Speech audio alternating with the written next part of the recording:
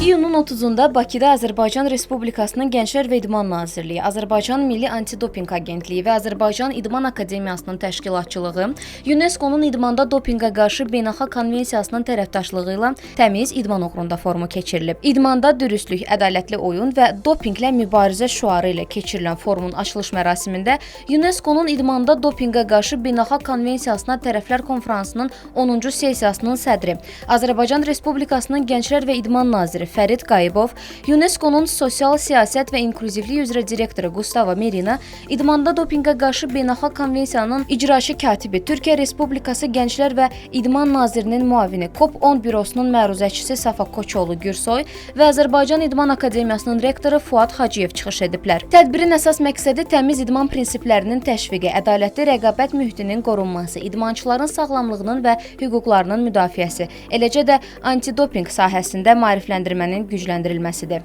Bununla yanaşı, idman mühitində məsuliyyətli yanaşmanın formalaşdırılması və təmiz idman dəyərlərinin geniş şəkildə təbliği tədbirin əsas məqsədlərindəndir. Forum işini Qlobal Antidopinq Sisteminin iş prinsipləri, Ümumdünya Antidopinq Agentliyinin UNESCO Konvensiyası və Beynəlxalq Əməkdaşlıq Mexanizmləri adlı sessiya ilə davam etdirib. Sonra Amadanın icraçı direktoru Təxminət Ağzadənin moderatorluğu ilə Beynəlxalq Əməkdaşlıq vasitəsilə səmərəli milli antidopinq sistemlərinin qurulması adlı mütəxəssislər panelinə start verilib.